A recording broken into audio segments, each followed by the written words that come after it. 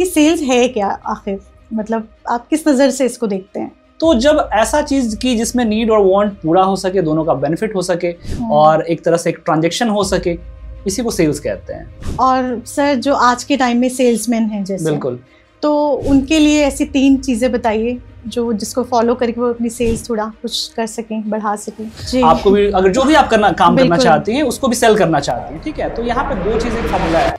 Personal branding की अगर बात करें तो ब्रांडिंग वो चीज है, जैसे सेल्स में एक प्रॉब्लम होता है जब आदमी कहता है कि भाई मार्केट में और भी तो लोग हैं, उस तुमसे कम में दे रहे हैं यार, हाँ, तो हम कम वाला खरीदेंगे ना। इस प्रॉब्लम का इलाज है ब्रांड।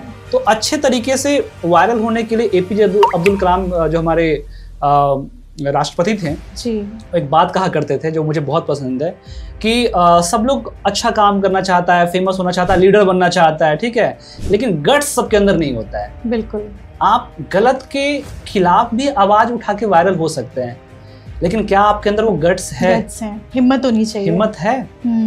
वो ऐसा क्या करें कि मतलब पहला स्टेप क्या लें? जैसे नए मान लीजिए मैं ही अपना कोई बिजनेस कर रही हूँ, ओके, तो वो पहला स्टेप ऐसा क्या लें सोच समझ के जिससे उनको फायदा हो, 10 टाइम्स वो ग्रो करे? देखिए, आप बिजनेसमैन हैं, आप कोई भी चीज करना चाहते हैं या फिर कर चुकी हैं, मैं सबके लिए बताऊंगा सबसे पहले चीज जो होनी चाहिए वो मार्केट रिसर्च हो।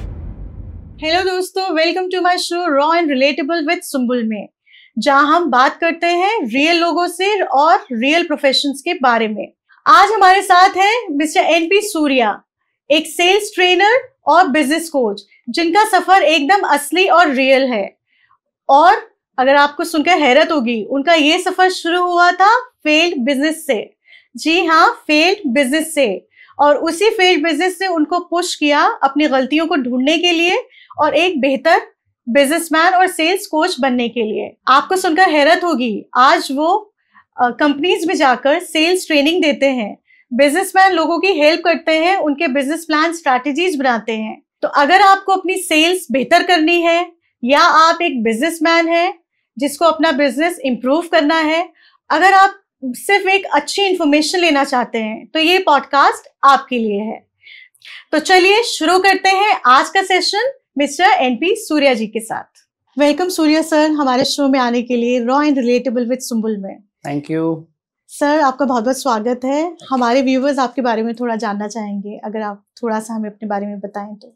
मेरा नाम नीतीश प्रकाश सूर्या है, मैं एक सेल्स ट्रेनर और बिजनेस कोच हूँ। और वैसे तो मैं एक इंजीनियरिंग बैकग्राउंड का लड़का हूँ, पटना बिहार से आता हूँ, राइट। अच्छा। और आज नोएडा में हम लोग पॉडकास्ट में बैठे हैं, बहुत खुशी हो रही है कि हम लोग कुछ वैल्यूएबल बात करेंगे। सेल्स की जो प्रॉब्लम्स हैं लोगों को, आई थिंक ही होती ही है, सेल्स से लोग भागते हैं, सेल्स से डरते हैं, तो उसको आसान करने का काम करेंगे। और एक मैं मिशन पे हूँ, मैंने बहुत सारे सेल्समैन को ट्रेन किया, आई थिंक 5000 से ज्यादा सेल्समैन से मैं बात कर चुका हूँ। और हमारा प्रोग्राम चलते रहता है, मैं एक मोटिवेशनल स्पीकर के रूप में भी काम करता हूँ। बट बेसिकली मैं चाहता हूँ कि भाई इंडिया के बिजनेस का जो सेल्स का प्रॉब्लम है उसको मैं सॉल्व करूँ, और यही मेरे जीवन का मिशन भी है। तो लगता है कि आज बहुत सारे सवाल जो भी सेल्स से रिलेटेड हैं वो सॉल्व हो जाएंगे, हमें हमारे व्यूअर्स को वो जवाब मिल जाएंगे। तो सर, सबसे पहला सवाल कि सेल्स है क्या आखिर, मतलब आप किस नजर से इसको देखते हैं? देखिए, सेल्स जो है, अगर इसका डेफिनेशन अगर आप देखें तो sales is fulfilling any person need और वांट।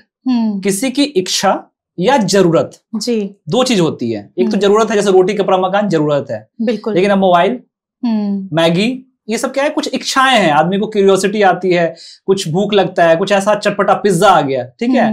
तो नीड और वांट को फुलफिल करना इस तरीके से कि दोनों आदमी का फायदा हो सके, जो बेच रहा है और जो खरीद रहा है, जी। यानी कि जो प्रोडक्ट या सर्विस यूज करेगा और जो प्रोडक्ट और सर्विस प्रोवाइड करेगा, दोनों का फायदा होना चाहिए, ठीक है। तो जब ऐसा चीज की जिसमें नीड और वांट पूरा हो सके, दोनों का बेनिफिट हो सके और एक तरह से एक ट्रांजैक्शन हो सके, इसी को सेल्स कहते हैं। अच्छा, लेकिन हमने देखा है कि जैसे लोग सेल्स में जो काम कर रहे हैं, सेल्समैन हैं या कोई बैंक में काम कर रहे हैं, मतलब हर जगह सेल्स ही है बेसिकली, तो लोग भागते हैं एक्चुअली, मतलब कोशिश करते हैं कि दूसरी जॉब कोई मिल जाए जो सेफ हो, कुछ हो, मतलब डर लगता है उनको। तो ये बात आपने बिल्कुल सही कहा कि इंडिया में जो लोग सेल्स का काम कर रहे हैं, या तो वो मजबूरी में कर रहे हैं, उनको जैसे, अच्छा लोग बताने में भी झिझक महसूस करते हैं कि हम सेल्स का काम करते हैं। हाँ, अरे वो सेल्स का काम करता है। आप मतलब कि जो भी देखेंगे, कोई लोग टेली कॉलिंग में काम करते हैं, टेली कॉलर्स होते हैं, और कुछ लोग अब कार लेना चाहें तो कार के शोरूम में जाएं तो वहां पे लोग आपको सेल्स करने के लिए आएंगे, वहां पे सेल्समैन होते हैं। तो हर कंपनी में, हर बिजनेस में सेल्स का एक टीम होता है। एक मार्केटिंग की होती है, हम लोग आगे डिस्कस भी करेंगे कि मार्केटिंग क्या होता है, सेल्स क्या होता है, ब्रांडिंग क्या होता है। ये बहुत सारे टर्म्स हैं जिसको बिना जाने बिना समझे बिजनेस ओनर बिजनेस कई बार शुरू कर देता है, इसके कारण से उसको फेलियर भी झेलना पड़ता है।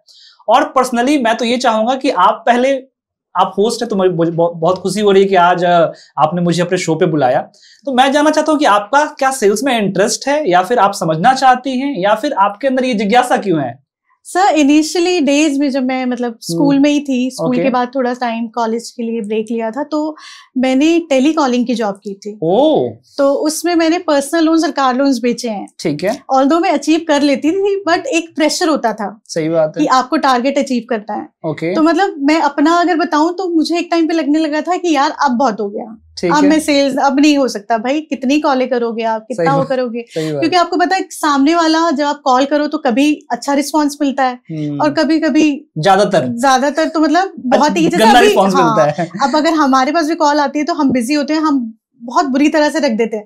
अरे हमें कुछ नहीं चाहिए, बिल्कुल सही बात है। तो वो एक होता है ना कि बहुत अजीब, और फिर वही आपने जैसे कहा कि बताने में भी शर्म आती थी कि करते क्या है कि बहुत अच्छी जॉब, प्रेस्टिजियस जॉब नहीं कही जाती है आज भी।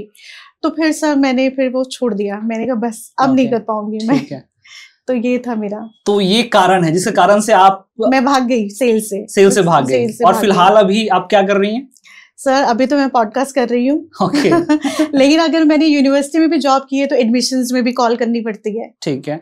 तो वो भी एक काइंड ऑफ सेल्स हो गई। अब देखिए यहाँ पे मैं आपको कनेक्ट करता हूँ, इंडिया और चाइना का एग्जाम्पल लेते हैं। चाइना अगर आज हमसे आगे है, या फिर जो भी देश आगे हैं, तो वो बेचने से भागते नहीं, वो बेचने से मोहब्बत करते हैं। चाइना, अगर देखिए चाइना पूरे दुनिया को सामान बेच रहा है। बिल्कुल। एक एग्जांपल देंगे, अभी कुछ दिन पहले राखी का फेस्टिवल था जी, तो इंडिया में राखी एक दिन का त्योहार होता है, और उस एक दिन के त्योहार के लिए चाइना पूरा इंडिया को राखी सप्लाई कर देता है। हाँ। और चाइनीज खाना कैसे खाता है? चॉपस्टिक से, 2 डंटी होता है ना चॉपस्टिक से। जी, जी। 365 days 3 times a day chopstick से खाना खाते हैं। लेकिन कोई एक इंडियन कंपनी बता दीजिए जो चाइना में चॉपस्टिक बेचता हो, जबकि चाइना की पॉपुलेशन भी इंडिया के बराबर ही लगभग। तो चाइना आज देखिएगा तो दुनिया में सबसे ज्यादा खिलौने कहाँ बनते हैं? मैन्युफैक्चरिंग है चाइना में।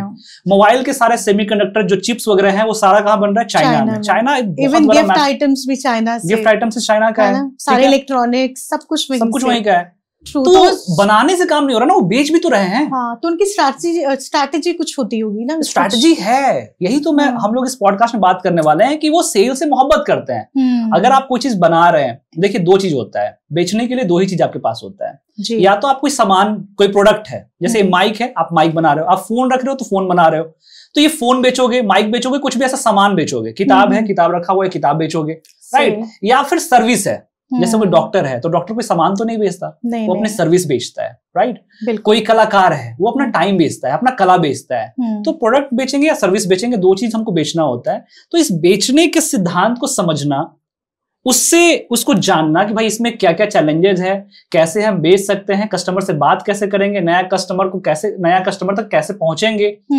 उसके ऑब्जेक्शंस क्या आएंगे, उसको कैसे हैंडल करना है। कम्युनिकेशन का बहुत बड़ा रोल होता है इसमें। आपने बताया कि आप एक यूनिवर्सिटी वगैरह में प्रोफेसर भी थी, पढ़ाती थी आप, ठीक है। तो कॉन्फिडेंस, इंडिया के अंदर जो यूथ्स हैं उनमें कॉन्फिडेंस का भी अभाव होता है, बहुत ज्यादा कॉन्फिडेंस की कमी होती है, पर्सनालिटी में गैप होता है, जिसके कारण से हम उस चीज से बचना चाह रहे हैं। बचना सॉल्यूशन नहीं है, उसको सीखना, उसको हैंडल करना सॉल्यूशन है। ठीक है। तो सर जब सेल्स की बात कर रहे हैं हम, तो जाहिर है सेल्स, हम जो भी हम बेच रहे हैं उसके लिए तो कस्टमर हमें चाहिए। बिल्कुल। तो क्या हमें कस्टमर को भी समझने की जरूरत है कि उसकी क्या नीड है या उसकी क्या वांट है करके? बिल्कुल, कस्टमर को तो सबसे ज्यादा समझने की जरूरत है, क्योंकि आप जो भी बनाएंगी वो हर आदमी के लिए नहीं हो सकता। आपका जो प्रोडक्ट है, जो सर्विस है, आप ऐसा नहीं बोल सकते कि भाई सबको हम बेच रहे हैं। अगर आप सबको बेचने की कोशिश कर रहे हैं, इसका मतलब कि आप बेच ही नहीं पाएंगे। If you are selling to everyone, you are selling to no one, क्योंकि आप वहां पे कस्टमर लॉयल्टी नहीं बना पाएंगे। आपको समझ में नहीं आएगा कि मेरे प्रोडक्ट में क्या चेंजेस करना है। भाई अब देखिए माइक हम लोग यहाँ पे यूज कर रहे हैं, अब ये माइक मार्केट में 2000 का भी आता है, 5000 का भी है, 10,000 का भी है, 20,000 का भी है। सही। तो इस माइक कंपनी ने अपने कस्टमर को समझा है। अब शायद जो कोई पहला क्रिएटर होगा, इसके कस्टमर कौन है? क्रिएटर्स हैं जो वीडियो बना रहे हैं, हम जैसे पॉडकास्ट लोग कर रहे हैं। तो जो लोग शायद पहली बार इस फील्ड में आ रहे हैं, तो शायद वो इतना महंगा 20-25,000 30,000 का माइक नहीं खरीद सकते। बिल्कुल। वो कोई 1-2 हजार माइक खरीदेंगे। शुरू में तो उसका कस्टमर कौन हो गया? New customer, new creators. लेकिन जो लोग क्वालिटी पसंद वाले लोग हैं, जो धीरे धीरे जिनके पास पैसा आ गया, कस्टमर को चाहिए कि भाई क्वालिटी हमको मिले, तो अच्छे माइक पे जाएंगे। DJI, हॉलीलैंड, इस तरह के जो माइक्स हैं, रोड अच्छे माइक्स बनाते हैं, उनके भी कस्टमर है। इससे भी प्रीमियम माइक आता है। तो ऐसे है, तो कस्टमर को समझना बहुत जरूरी है। अगर आपको अपने प्रोडक्ट को बहुत अच्छे से बेचना है, आपको प्रोडक्ट को अच्छे से इनोवेट करना है, उसकी कमी को दूर करना है, तो आपको कस्टमर को समझना होगा। बहुत जरूरी है ये चीज। और सर जो आज के टाइम में सेल्समैन हैं जैसे, बिल्कुल, तो उनके लिए ऐसी 3 चीजें बताइए जो जिसको फॉलो करके वो अपनी सेल्स थोड़ा कुछ कर सकें, बढ़ा सकें। देखिए सेल्स में अगर कोई सेल्समैन इस वीडियो को देख रहा है, आप किसी भी कंपनी में कोई भी तरह का सेल्स काम कर रहे हैं, ठीक है, तो अपने सेल्स को बढ़ाने के लिए मैं आपको एक फॉर्मूला देता हूं। आप भी चाहती हैं कि पॉडकास्ट करें, वहां से भी इनकम हो, आपको भी अगर जो भी आप काम करना चाहती हैं उसको भी सेल करना चाहती हैं, ठीक है। तो यहाँ पे 2 चीज, एक फॉर्मूला है कि प्रोडक्ट नॉलेज प्लस प्रोडक्ट के ऊपर conviction is equal to sales होता है। ठीक है। प्रोडक्ट नॉलेज का मतलब कि जो हम बेच रहे हैं उसके बारे में हम बहुत अच्छे से जाने कि हम क्या बेच रहे हैं। डीपली नॉलेज होना चाहिए। नॉलेज हो गया जी। दूसरा चीज है कि उस पर विश्वास भी होना चाहिए आपको। प्रोडक्ट का ऊपर कन्विक्शन कितना है आपका, भरोसा कितना है, क्योंकि जब आप भरोसा आप नहीं रखेंगे ना, तो आप उसको आप सामने वाले को दे नहीं पाएंगे ना, रिकमेंड नहीं कर पाएंगे वो मैसेज। बिल्कुल। अब मान लीजिए कि आप कोई मेडिकल फील्ड में, आप मेडिकल फील्ड में हैं और आपने कुछ दवाई बना दिया है, सही, ठीक है, नॉलेज आपने बहुत अच्छा इकट्ठा कर लिया, भाई जड़ी बूटी ये वो बहुत आयुर्वेदिक आप कुछ बना रही हैं, आपने बेस्ट मिला करके सब कुछ नॉलेज किताब पढ़ करके सब कुछ बना दिया, ठीक है, लेकिन आपने टेस्ट ही नहीं किया 10 आदमी पे, और इससे जो बीमारी है वो ठीक ही नहीं हो रही है, तो आपको विश्वास ही नहीं होगा। आप सिर्फ सेल्स के दम पे आप बेचेंगे तो आप नहीं बेच पाएंगे, क्योंकि आपका भरोसा नहीं है ना। तो अपने प्रोडक्ट के ऊपर भरोसा भी करना बहुत जरूरी है। कई सेल्समैन फेल क्यों हो जाते हैं, इसको कारण समझना पड़ेगा, ठीक है। अगर ये प्रोडक्ट का नॉलेज भी है, कन्विक्शन भी है, तो उसको कस्टमर की साइकोलॉजी नहीं पता होता है। अगर कस्टमर का साइकोलॉजी नहीं पता है तो फिर वहां पे भी गैप आएगा, वहां पे भी आपको समझना होगा, जो आपने बोला कि कस्टमर को समझना जी। तो नॉलेज प्लस कन्विक्शन और अपने ऊपर विश्वास आपको करना है, ठीक है, रेगुलर अपने आप को अप टू डेट करना है, अपनी कम्युनिकेशन पे काम करना है, पर्सनालिटी पे काम करना है, बोलना है, प्रेजेंटेशन देना है, ऑब्जेक्शन जो आ रहे हैं उसको हैंडल करना। There are lot of things जिस पे काम करके आप अपने सेल्स को बूस्ट कर सकते हो। हाँ, तो मतलब इसका मतलब यही हुआ कि सेल्समैन को बेसिकली सिर्फ बेचना नहीं है, उसको ये सब कुछ समझ के ट्रस्ट करके अपने प्रोडक्ट को, और तब अगर वो प्रेजेंट करेगा। बिल्कुल, एक और आपको स्टेटमेंट दे देते हैं जी। सेल्समैन को तो सेल्स करना ही नहीं चाहिए, उसको हेल्प करना है लोगों को। सेल्समैन नहीं होता है, वो हेल्पमैन अगर हिसाब से सोचे कि I am not a salesman, I am a helpman जी। भाई आप देखो, हर आदमी को जैसे घर चाहिए, जमीन चाहिए, जमीन तो सब लोग खरीदना चाहता है जी। हम लोग बैठे हुए देखिए कितना बड़ा बड़ा सोसाइटी बन रहा है, हमारे बगल में एयरपोर्ट बन रहा है, इधर जेवर एयरपोर्ट, तो वहां प्लॉट बिक रहा है, यहाँ फ्लैट बिक रहा है। ये जो रियल एस्टेट में जितने भी लोग काम कर रहे हैं, अब किसी का सपना पूरा कर रही है, जिसका घर लेने का सपना है, किसी का प्लॉट लेने का सपना है, तो आप सेल कहाँ कर रहे हैं, आप तो उसको हेल्प कर रहे हैं ना। जिंदगी में हमारे सामने सर बैठे हुए हैं, इनको कोई अगर जमीन दिलवा दे और सही जमीन दिलवा दे, कोई उसमें कचरा ना हो, बिल्कुल उसका पेपर पर सब प्रूफ हो, तो जिंदगी भर उसको थैंक करेंगे ना कि भाई ये बंदा, क्योंकि शायद मैक्सिमम लोग जमीन एक ही बार ले पाते हैं, बिल्कुल फ्लैट वगैरह घर एक ही बार बना पाते हैं, तो उस आदमी को आप कैसे भूल पाएंगे जो आपको सही दिलवा दिया। तो अब सेल कहाँ किया, वो तो हेल्प किया ना आपको। और अगर खराब दिलवा दे तो फिर जिंदगी भर जब तक वो रह रहा है, दिक्कत वही होता है ना कि आदमी सोचता है कि हम बेच दें जी, किसी तरह से चिपका दें, भाई अपना काम बनता, बाहर में जाए कोई भी बाहर में जाए जानता, तो वहां पे वो माइंडसेट जब रहता है ना कि पैसा कमाना है सिर्फ, तो वहां पे फेल होता है, उसकी कस्टमर नहीं बन पाती, लोग उसकी बुराई भी करते हैं, गाली भी खाता है, कई बार जेल भी जाता है, ठीक है। तो आपको ये सब चीजें समझनी होंगी। तो सर आजकल जो डिजिटल एरा आप देख ही रहे हैं, है ना, कि हर चीज सोशल मीडिया पे ही बिक रही है। अगर हम सेल्स की बात करें, बिल्कुल, इवन अगर मैं अपने पॉडकास्ट की भी करूं तो ये भी काइंड ऑफ सेल्स ही है कि मैं चाहती हूँ कि लोग देखें, और एक होता है ना कि, तो सर ये कितना इंपॉर्टेंट है, मतलब पर्सनल ब्रांडिंग कितनी इंपॉर्टेंट है डिजिटल एरा में। पर्सनल ब्रांडिंग की अगर बात करें तो ब्रांडिंग वो चीज है, जैसे सेल्स में एक प्रॉब्लम होता है, जब आदमी कहता है कि भाई मार्केट में और भी तो लोग हैं, उस तुमसे कम में दे रहे हैं यार, हाँ, तो हम कम वाला खरीदेंगे ना। इस प्रॉब्लम का इलाज है ब्रांड। फोन तो कई सारे हैं, 10,000 से फोन स्टार्ट हो जाता है, लेकिन फिर भी अभी आईफोन 17 प्रो मैक्स आया, लोग पागल हो गए। फोन 20,000 का 10,000 का छोड़ करके 2-2 लाख का फोन खरीद रहे। क्यों? क्योंकि आईफोन एक ब्रांड मेंटेन किया है। आप ब्रांड के पास जाकर के ये बात नहीं करते कि भाई आप कम में दे दो, क्योंकि ब्रांड तो ब्रांड होता है, जूता कोई भी है, ठीक है, लेकिन अगर नाइकी का जूता आप खरीदोगे, आप कोई आप स्केचर का सैंडल खरीदोगे जी, स्केचर का सैंडल खरीदोगे, स्केचर का सैंडल खरीदोगे, तो फिर वहां पे निगोशिएट नहीं करोगे, क्योंकि वो ब्रांड आपको बेच रहा है। ब्रांड है, वहां पे ये नहीं बोलेंगे कि 4 का है तो भाई 3 का होता है। तो इसीलिए जो फिक्स है वो फिक्स है, जो फिक्स है। और आप उसको एकदम पहनोगे, 4 आदमी को दिखाओगे भाई इतना महंगा खरीदा है, जबकि आदमी कोई महंगा खरीद के आया तो आदमी बोलता है ना कि भाई इतनी सस्ता खरीद के लाया, तो आदमी फ्लॉन्ट करता है। लेकिन जब ब्रांड खरीद के आता है तो उसको दिखाता है कि भाई देखो इतना महंगा खरीदे यार, ब्रांड है भाई, ब्रांड पहना है भाई। हाँ। ये चीजें होती हैं। तो ब्रांडिंग बहुत जरूरी है, और आपको अपने आप को बेचना है तो पर्सनल ब्रांडिंग बहुत बनानी होगी। और सोशल मीडिया का तो गेम कमाल का है, उस पर हम लोग डिप में बात भी कर सकते हैं। तो सर सोशल मीडिया पे सेल्स को कैसे इफेक्टिवली किया जा सकता है? जैसे आप एग्जांपल लीजिए, आपको आप क्या बनाती हैं, क्या करना है आपको? सर मैं तो भी पॉडकास्ट पे ही है मेरा ध्यान। तो मेरी तो कोशिश है कि ज्यादा से ज्यादा मैं ये करूं, इसीलिए मैं इस फील्ड में आई। क्या बात, वेरी नाइस। जितने भी कंटेंट क्रिएटर हैं आज के टाइम में, उनको एक मैसेज यही देना चाहूंगा कि आप वीडियोस जो है लोग बना रहे, पता किस लिए? व्यूज के लिए, लाइक के लिए, सब्सक्राइब के लिए। जस्ट वही कारण है जो सेल्समैन का मैंने बताया कि सेल्स कर रहा है आदमी किस लिए? पैसा कमाने के लिए, बेचने के लिए। बेच देते हैं, कमीशन मिलेगा ना, अपना क्या मतलब है? वहां भी मेंटालिटी सेम है, यहाँ भी मेंटालिटी सेम है। बिल्कुल, उसको कोई फर्क नहीं पड़ रहा कि मेरा कस्टमर को कितना फायदा हो रहा है। आप एज ए कंटेंट क्रिएटर आपको ये पता होना चाहिए कि मेरे जो कस्टमर, जो ऑडियंस है, उसको क्या फायदा हो रहा है। क्या हम उसको एंटरटेन कर रहे हैं? मेरे वीडियो देखने से वो बहुत स्ट्रेस में है तो उसका स्ट्रेस दूर हो गया, एंटरटेन हो गया, रिलैक्स हो गया, जैसे कपिल शर्मा करता है, स्ट्रेस को दूर कर देता है, एंटरटेन कर देता है। या आप एजुकेट कर रहे हो, पर्पस क्या है? पर्पस क्या है? जैसे कंचन मैम है, कंचन इंग्लिश कनेक्शन चैनल है उनका, ठीक है, हमारी काफी अच्छी जान पहचान है उनसे। तो फिर वो अब एजुकेट करती हैं, एंटरटेन कर रहे हो, एजुकेट कर रहे हो, या फिर उसको कुछ ऐसा चीज प्रोवाइड करो जिसको बोलते हैं वैल्यू जी। तो आपको समझना होगा वो चीज। आप फाइनेंस के फील्ड में बहुत सारे आज क्रिएटर्स आ चुके हैं, तो फाइनेंस की नॉलेज देते हैं। आप अपने कस्टमर का प्रॉब्लम तो लिखिए कि भाई मेरे जो ऑडियंस है उनके जीवन में प्रॉब्लम क्या चल रहा है। आप अपने कस्टमर का इंटरेस्ट तो पता कीजिए कि मेरा कस्टमर जो है, यानी कस्टमर कौन है यहाँ पे? जो ऑडियंस है वही कस्टमर है। क्योंकि देखिए, या तो वो पैसा देगा कोई आदमी, या तो टाइम देगा। दोनों चीज में कोई चीज अगर दे रहा है तो वो कस्टमर है आपका जी। सोशल मीडिया पे पैसा तो डायरेक्टली नहीं देता है आदमी, जब एक समय हो जाता है तब चैनल मोनेटाइज होता है तो पैसा मिलता है, कोई बात नहीं है। लेकिन शुरुआत में तो आपको वो अपना समय ही देता है। तो समय क्यों देगा? आप उसकी कौन सी प्रॉब्लम को सॉल्व कर रहे हो? आप उसके किस इंटरेस्ट, जैसे मान लो कि आज का यूथ एग्जांपल के लिए लेते हैं कि एआई में बहुत इंटरेस्टेड है, वो समझना चाहता है कि भाई आर्टिफिशियल इंटेलिजेंस क्या होता है, ये क्रिप्टो वगैरह समझना चाहता है, ब्लॉकचेन टेक्नोलॉजी समझना चाहता है, मशीन लर्निंग समझना चाहता है, कुछ रोबोटिक्स समझना चाहता है, या फिर अपने कम्युनिकेशन पर्सनालिटी को समझना चाहता है, शेयर मार्केट समझना चाहता है। तो उसका इंटरेस्ट किस फील्ड में है, उस पर आप उसका इंटरेस्ट को पूरा कर रहे हैं। या फिर उसका कुछ कंफ्यूजन है, जैसे कॉलेज वगैरह में होता है। जैसे कि मान लो कि अब हम लोग नोएडा में शूट कर रहे हैं पॉडकास्ट, तो नोएडा में गलगोटिया भी है, GNIOT भी है, अमेठी भी है, शारदा भी है। तो भाई कौन सा कॉलेज तुम्हारे लिए बेस्ट रहेगा? कुछ कंफ्यूजन होता है लोगों का। बिल्कुल, ठीक है, तो बच्चे बेचारे कंफ्यूज स्टेट में घूमते हैं। तो क्या आप उस कंफ्यूजन को दूर करने के लिए वीडियो बना रहे हो?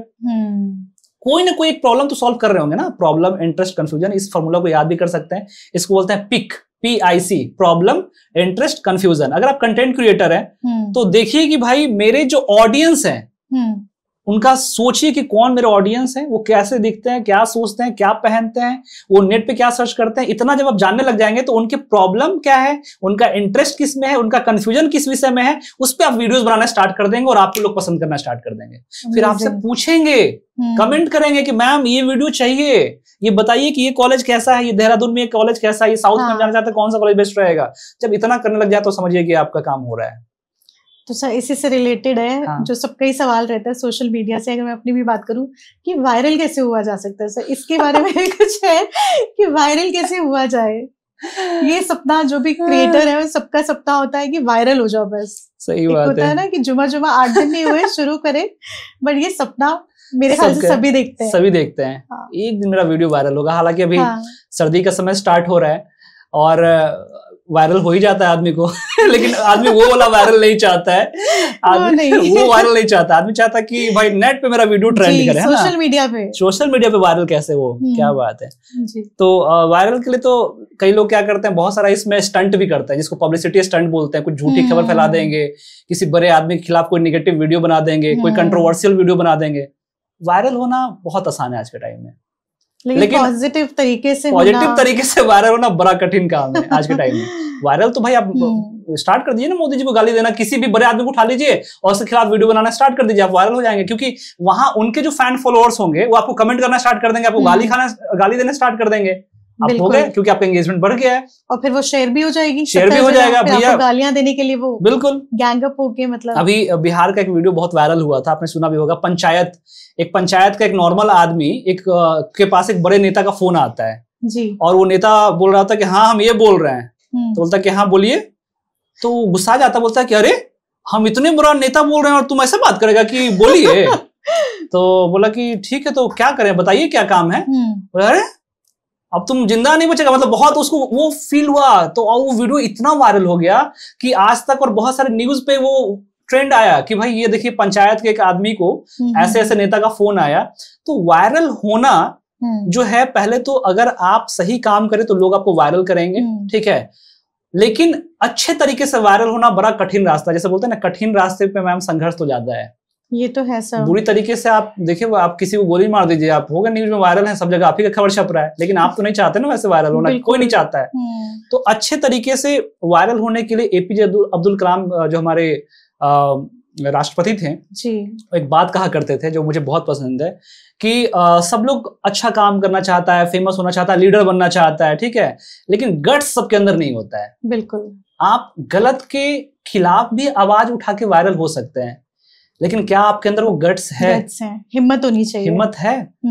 आप गलत के खिलाफ बोल के तो देखें, आप बहुत डर लगता है, तो इंसान डरता बहुत है, वो अपने कंफर्ट जोन में रह के वायरल होना चाहता है, जो नहीं होगा। आप निगेटिव भी नहीं करना चाहते हैं, आप पॉजिटिव करना चाहते हैं, और आप किसी के खिलाफ भी नहीं बोलना चाहते भैया। तो जब आप सच बोलेंगे तो आपके 4 दुश्मन तो पैदा होंगे ना। बिल्कुल। तो अब आप उससे डरेंगे तो फिर कैसे होगा?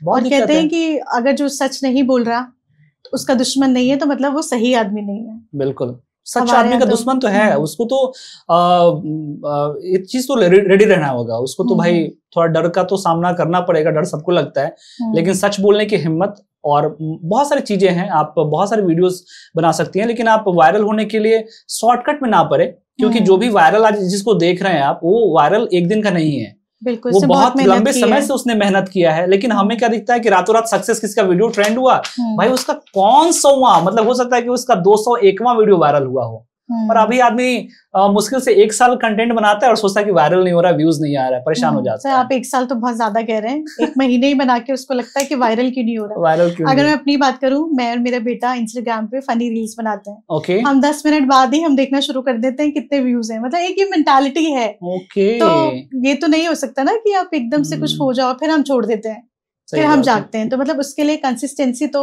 बहुत जरूरी है, consistency and regular improvement. Yes, क्योंकि अगर खराब चीज को कर रहे हैं और लगातार कर रहे हैं तभी भी रिजल्ट नहीं मिलेगा। बिल्कुल। आदमी कहता है कि भाई करते रहो हो जाएगा, नहीं होगा।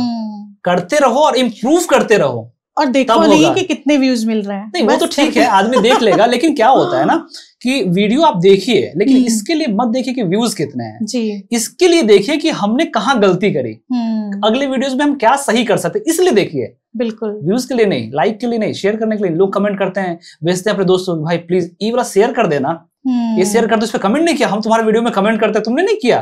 लोग इस तरीके से चाहते हैं, अपना ही वीडियो 4 मोबाइल में चला के सोचेंगे कि वायरल हो जाएगा। नहीं, आपने एक प्रोडक्ट बनाया है, अगर आपने शिद्दत से बनाया है, आपने उसमें जान डाली है, जैसे आप कुछ खाना बनाती होंगी, आई बिलीव कि आप बहुत अच्छा टेस्टी डिश बनाती होंगी तो जब उसको आप खाती हैं या फिर आपके जो कोई लोग अपने खाते हैं और जब तारीफ करते हैं तो कैसा लगता है? बहुत अच्छा लगता है। अप्रिसिएशन तो सर मस्ट है हर फील्ड के लिए, है ना। अगर आप नहीं खाते रहेंगे और बोलते रहेंगे भाई अच्छा अच्छा अच्छा, तो मजा नहीं आएगा। अपना तो सर खाया भी नहीं जाता, मन भर जाता है, तो सबसे बेस्वाद लगता है, बेस्वाद लगता है तो आपने कोई चीज बनाया, आपने वीडियो बनाया, आपने कंटेंट बनाया, आप बिजनेसमैन है, आपने कोई प्रोडक्ट बनाया, तो उस प्रोडक्ट को आप इस्तेमाल कीजिए, इसलिए कीजिए ताकि आपको पता चल सके इसमें कहाँ कमी थी और कहाँ इंप्रूव करना है। रेगुलर इंप्रूव करना है, कंसिस्टेंसी रखनी है, रिजल्ट मिलेगा, कोई दिक्कत नहीं। ठीक है, ये तो आपने बहुत अच्छा बताया सर, हम जैसों के लिए। Thank you sir. मैंने देखा बहुत सारे लोग ना, चाहे वो यंग हो या मतलब बार बार बिजनेस चेंज करते हैं। हाँ। है ना, बिजनेस करते हैं, फिर वो बहुत मेहनत भी करते हैं, मगर फिर वो सफल नहीं हो पाता, वो मतलब गिव अप कर देते हैं। तो उनके लिए कुछ सजेशन? ये आपने बहुत अच्छा टॉपिक बताया है कि लोग आखिर बिजनेस चेंज क्यों करते हैं जी, या फिर अपना करियर चेंज क्यों करते हैं। और मैं भी अपने लाइफ में बहुत ज्यादा मैंने करियर चेंज किया है, ऐसा नहीं है। और इसी एक्सपीरियंस से मैं आपको एक चीज बताता हूँ, एक छोटी सी कहानी आपको सुनाऊंगा, ठीक है? तो उसमें क्या होता है कि एक आदमी होता है जो एक शहर से जा रहा होता है कहीं पे, तो जा रहा होता है वो, तो देखता है कि कुछ मजदूर रहता है जो पत्थर तोड़ रहे होते हैं, ठीक है? 3-4 मजदूर होते हैं जो पत्थर तोड़ रहे होते हैं। तो एक के पास जाता है, बोलता है क्या कर रहे हो?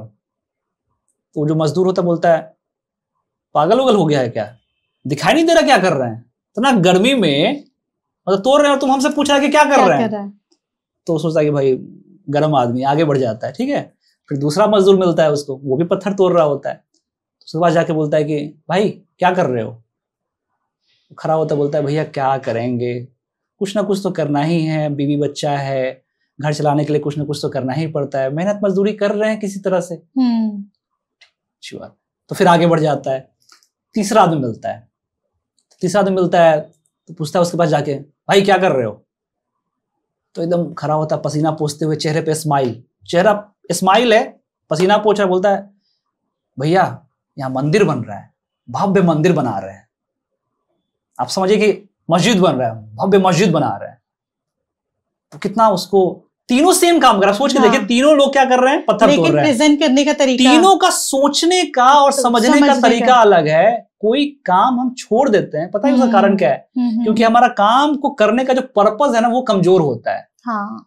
हमने कुछ व्यूज और लाइक के लिए कोई काम शुरू करेंगे, पैसे के लिए कोई काम शुरू करेंगे, तो जब पैसा नहीं है तो काम छोड़ देंगे। हाँ। या फिर कुछ लोग देखिए आज एम्प्लॉइज हैं, किसी कंपनी में काम कर रहे होते हैं, अगर वो पैसे के लिए काम करेगा तो अगला कंपनी अगर उसको 2000 रुपए एक्स्ट्रा देगा तो उस कंपनी को छोड़ के वहां चला जाएगा। हाँ। फिर अगला तीसरा कंपनी उसको 2000 रुपए एक्स्ट्रा देगा तो वहां छोड़ के अलग चला जाएगा, क्योंकि उसका पर्पस कभी था ही नहीं कुछ अच्छा काम ढूंढने का, उसका पैसा था।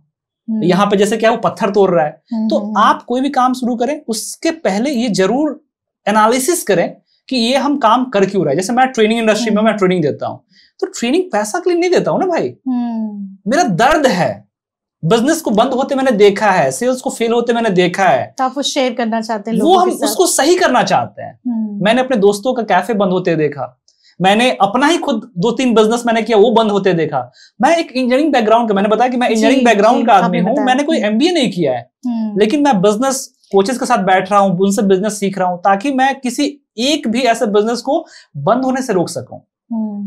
भाई जो बिजनेस कर रहा है ना, उसका भी पता है बिजनेस शुरुआत करने का फिलॉसफी क्या होता है कि भाई कंपनी में काम करते करते फ्रस्ट्रेट हो गए हैं, अपना कुछ करते हैं, बस उसका बिजनेस जरूर फेल होगा। अच्छा, जिसकी ये क्योंकि वो फ्रस्ट्रेशन से बचने के लिए बिजनेस शुरू किया है ना। बिजनेस शुरू करने का पर्पस क्या होना चाहिए? लोगों की प्रॉब्लम को सॉल्व करना। जब लोगों की प्रॉब्लम को आप सॉल्व करने के लिए बिजनेस खोलेंगे तो आपको मजा आएगा ना। आप जब एक भी लोगों का प्रॉब्लम सॉल्व करेंगे, लेकिन आप तो अपने फ्रस्ट्रेशन से बचने के लिए किए हैं, और यहाँ पे जब आप शुरू करते हैं तो आपको और ज्यादा फ्रस्ट्रेशन मिलने लगता है, क्योंकि अपने में तो और ज्यादा है। अगर आपने एम्प्लॉय रख लिया तो वो आ रहा है टाइम से, जा रहा है टाइम से, आप तो लगे हुए हैं 24 घंटा। पहले आप 12 घंटा काम करते थे 8 घंटा की जगह, अब आप 12 घंटा की जगह 24 घंटा काम करते हैं। बिजनेस पूरा दिमाग में चल रहा है तो और फ्रस्ट्रेशन बढ़ जाता है, और पैसा तो और नहीं आता, पैसा इनफैक्ट की और डूबने लगता है। घर वाले से पैसा ले लिया, अब सोच रहे ये वो करके। हाँ, तो पर्पस को स्ट्रॉन्ग करना बहुत जरूरी है। आप जो काम कर रहे हैं वो क्यों कर रहे हैं, और उसमें कुछ ऐसा चीज करना है ताकि हम किसी, या तो इंसान का प्रॉब्लम आप सॉल्व करोगे या किसी जानवर का प्रॉब्लम आप सॉल्व करोगे, कुछ तो किसी का प्रॉब्लम आप सॉल्व करोगे, कुछ तो ऐसा कर रहे हो। तो उस पर्पस को स्ट्रॉन्ग कीजिए, आपका बिजनेस बंद नहीं होगा, आप कहीं ना कहीं से रास्ता ढूंढ ही लोगे। सर बिल्कुल आप ठीक कह रहे हैं। सर ऐसा भी देखा गया है कि सेल्स करने के चक्कर में ना लोग बस बेचने ही के पीछे भागे रहते हैं। बिल्कुल, वो स्टोरी टेलिंग, जैसे आपने भी वो स्टोरी बताई, वो नहीं करते। तो सर ये किस तरह कैसे कर सकते हैं वो लोग, अगर आप उनको थोड़ा सा कुछ बताएं जो अपनी रूटीन में वो शामिल करें। मतलब एक होता है ना कि अपनी सेल्स में शामिल करके। बहुत अच्छी बात आपने कही। हाँ, और इसमें अभी इंडिया के नंबर 1 और मेरे बहुत चहेते एक कॉमेडियन है, उनका नाम है जाकिर खान, ठीक है ना। और अभी उन्होंने इंग्लैंड, अमेरिका वगैरह में मैडिसन स्क्वायर में परफॉर्म किया, पूरा देश में फेमस हो गए। और उनका एक कोट है सेल्स के ऊपर, उनका मैंने एक कोर्स भी किया था स्टोरी टेलिंग पे। वो बहुत बेहतरीन स्टोरी टेलर है, बहुत जबरदस्त। मैं भी फैन हूं, फैन है, पूरा इंडिया फैन है, सब कोई फैन है। और वो क्या करते हैं, कहानी तो सुनाते हैं, कहानी सुनाते हैं ना कि पापा के साथ क्या हो गया, वहां पब में गए तो पब में लड़की के साथ क्या हुआ, कहानी है उनके पास। तो उनका स्टोरी टेलिंग पे कोर्स है। मैं जितने भी दर्शक देख रहे हैं मैं कहूंगा आप जाके, और फ्री में किसी ने डाल रखा है यूट्यूब पे, आप सर्च करेंगे Zakir Khan story telling course, तो 2 से 2.5 घंटे का एक वीडियो है जिसपे उन्होंने स्टोरी टेलिंग सिखाया है कि स्टोरी कहते कैसे है। एज अ सेल्समैन आपको ये स्किल डेवलप करना होगा। देखिए स्टोरी सबके पास होता है, लेकिन कोई सुना पाता, कोई नहीं सुना पाता, कहना नहीं आता। उनका एक इतना अच्छा लाइन है ना, मैं बताता हूँ आपको, कि वो कहते हैं कि जिसको कहानी कहना आता है, जिसको बोलना आता है, जिसको बेचना आता है ना, वो बेर भी बेच सकता है। बेर जानती है ना, बेर होता है हमारे यहाँ बड़े खट्टे और बड़े, वो सबरी ने भी बेर खिलाए थे भगवान राम को, ठीक है। तो जिसको बोलना आता है, बेचना आता है, वो बेर भी बेच सकता है। और जिसको नहीं आता है बोलना, उसके आम भी रखे के रखे रह जाते हैं। बताइए, आम है इतना मीठा है फिर भी नहीं बेच सकता, अगर बोलना आता है तो आप कुछ भी बेच सकते हो। हाँ, हम भी देखते हैं, जैसे हम फल भी खरीदे जाते हैं तो हमें चिपका देते हैं, वो चिपका देते हैं क्योंकि उसको कहानी करना आता है ना, वो अपनी कहानी सुना देगा आपको, सुनाते हैं वो लोग, कि हमें ट्रस्ट हो जाता है कि भाई यही सही है। स्टोरी टेलिंग आपको करना है भैया, आपको अपने 20-25 स्टोरी अपने लाइफ के आपको याद रखने हैं, उसका नोट्स बनाना है, और जहां मौका मिले उसको सुनाते रहना है और टेस्ट करना है, क्योंकि हर स्टोरी हर के लिए नहीं हो सकता है।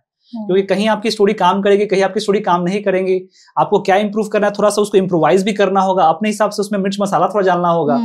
फिल्म के स्टार्ट में कैसे दिखा रहता है कि घटना जो है वास्तविक है, लेकिन इसको नाटकीय रूपांतरित करने के लिए जो क्रिएटर्स ने, उसने क्रिएटिव फ्रीडम लिया है। तो आप भी डिस्क्लेमर आता है तो उसने बताता है, तो उसी तरह से आप भी, आपके साथ घटना तो हर इंसान के होता है ना, कोई शादी में गया कोई घटना घट गया, कोई किसी रेस्टोरेंट में आप गए तो वहां पे कुछ घटना घट गया, कुछ इंसिडेंट हो गया, तो आपकी कहानी क्या हुई ये आपको सुनानी है जी, और कहनी है। कहानी से सेल होता है, आज के टाइम में कहानी बिकती है। ठीक है, तो आपने बहुत अच्छा बताया सर, बहुत इंफॉर्मेटिव था ये भी। सर आपने बताया कि आपके बहुत सारे बिजनेस फेल हुए है ना, तो आपने मतलब किस तरह से फेल हुए और क्या सीखा आपने, थोड़ा हमें बताइए। देखिए जब भी आप किसी को भी देखेंगे आज जो सक्सेसफुल बिजनेस कर पाता है ना, वो सक्सेस का जो कॉस्ट है वो फेलियर ही होता है। सक्सेस एक ऐसा चीज है जो आपका जो कॉस्ट मांगता है वो फेलियर मांगता है, ठीक है। तो बहुत सारे बिजनेस कहने के लिए नहीं, हम लोग तो बहुत छोटे से कुछ ना कुछ करते आ रहे हैं। 2015 में मैंने बीटेक कंप्लीट किया, उसके बाद कहीं और जॉब करी, तो फिर वहां पे एनालिसिस हुआ बहुत सारा।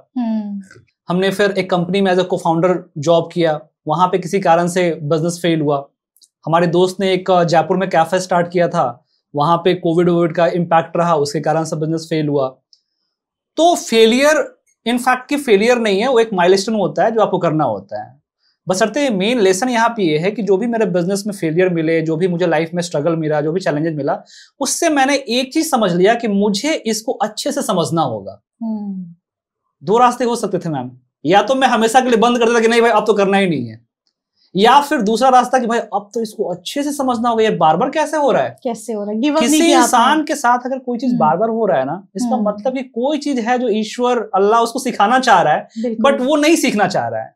आपके साथ कोई चीटिंग करता है ना, कोई धोखा देता है, तो वो भी एक साइन होता है कि कोई चीज सिखाया था भाई, आपने किसी को पैसे दे दिए, उसने पैसे रिटर्न नहीं किए भाई, तो आपने पहले से सीखा नहीं कि पैसे कितने देने हैं, पैसे उतने ही देने हैं। जैसे मैं अभी किसी को पैसा देता हूँ तो इतना ही पैसा देता हूँ जिसको जिंदगी में मांगने की जरूरत ना पड़े मेरे को। हाँ, मतलब अगर ना वापस आए तो आपको अफसोस ना हो, अफसोस मांगने की तो इच्छा ही नहीं होगी, मैं तो कभी मांगूंगा ही नहीं उससे पैसा। वो दे दे तो बढ़िया है, दे दे तो बढ़िया है। और अगर आप किसी को पैसा दे रखे हो, किसी को कुछ दे रखे हो, तो आपका एक इसको बहुत अच्छा फिलॉसफी भी है कि आपने एक ब्रह्मांड पे कर्ज डाल रखा है, आपने किसी को दे रखा है ना, तो अब आपका टाइम है कि कोई आपको कुछ देगा, उससे ज्यादा ही देगा और हमेशा बढ़ के ही मिलता है, ठीक है, लौट आता है आपको। हाँ, तो फेलियर जो होता है वो पार्ट एंड पार्सल है लाइफ का, वो आपको आते ही आते हैं।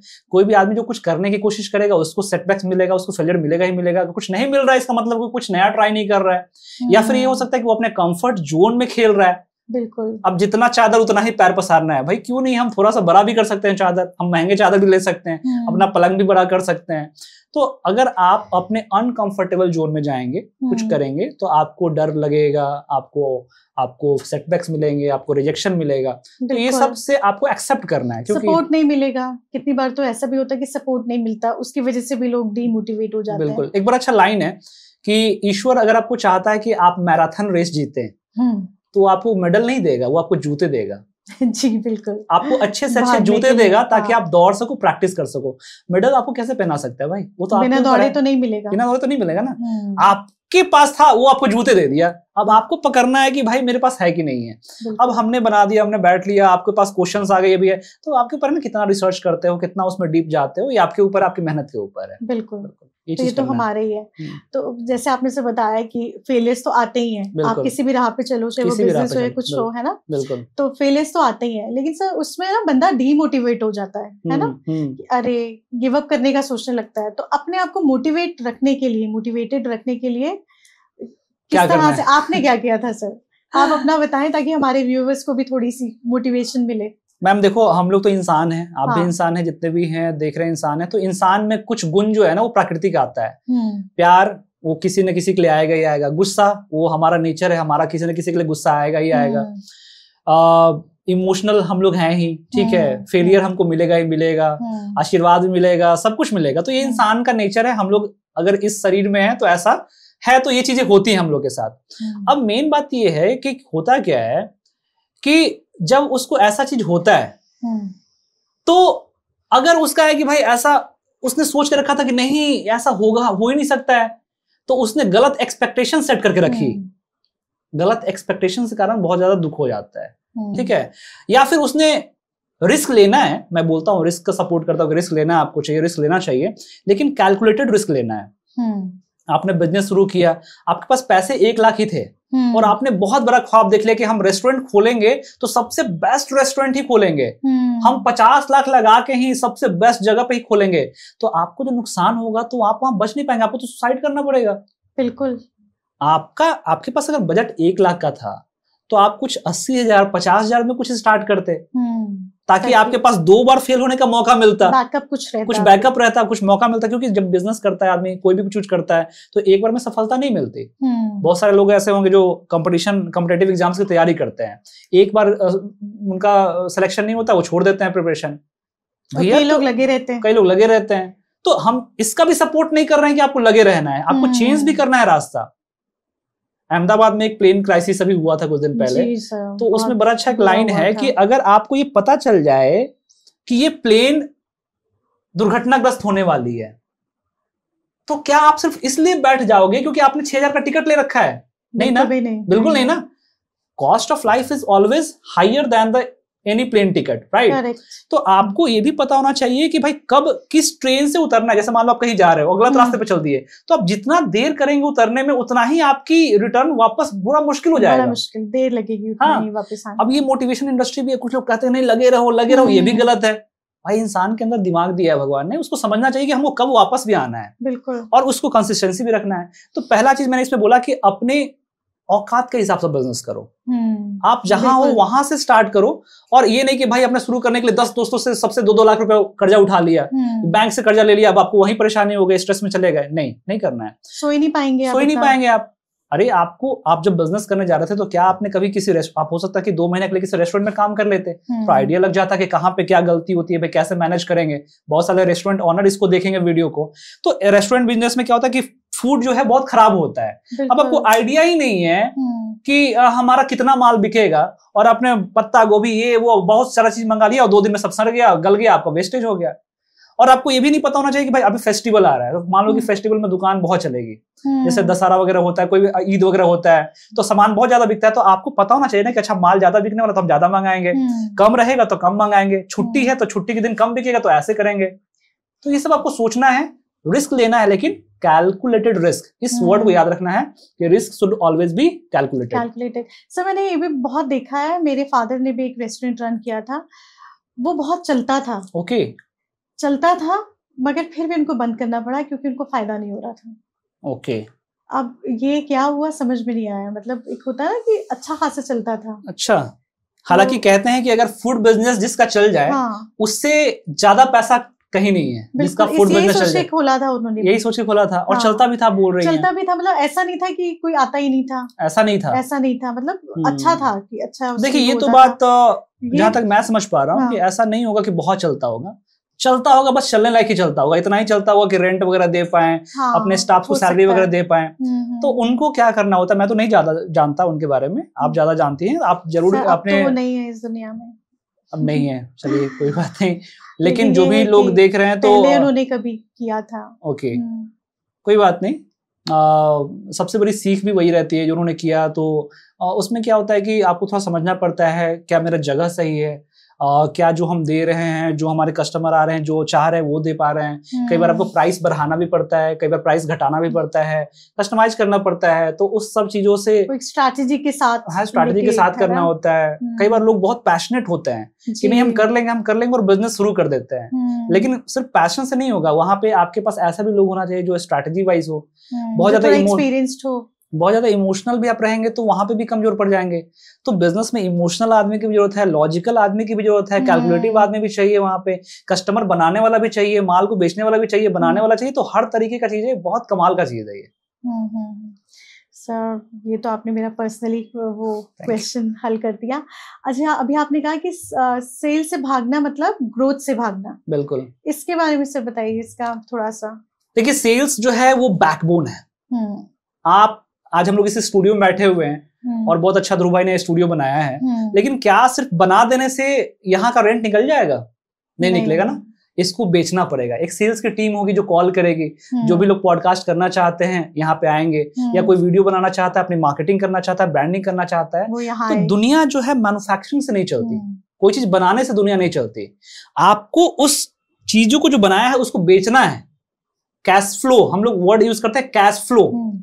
कैश जो है सिर्फ वर्ड नहीं है, जब वो पैसा चलेगा ना तभी पैसा बनाएगा। पैसा किसी के पास रहने के लिए नहीं आया है। अगर आप पैसा को होल्ड करके बैठ जाएंगे तो दबा लिया आपने भाई, आपके ऊपर रेट भी पड़ सकती है। Cash flow should be there. हमारा जो इकोनॉमी है, इंडियन इकोनॉमी, वो मूव कर रहा है ना, तो पैसा कहते हैं कि पैसा चल रहा है, पैसा चलेगा तो पैसा बनेगा। ठीक है, तो मैं यही बोल रहा था कि सेल्स बैकबोन है, और सेल्स समझिए कि आपका रीढ़ का हड्डी है आपका, एक तरह से। सेल्स नहीं तो कुछ भी नहीं है।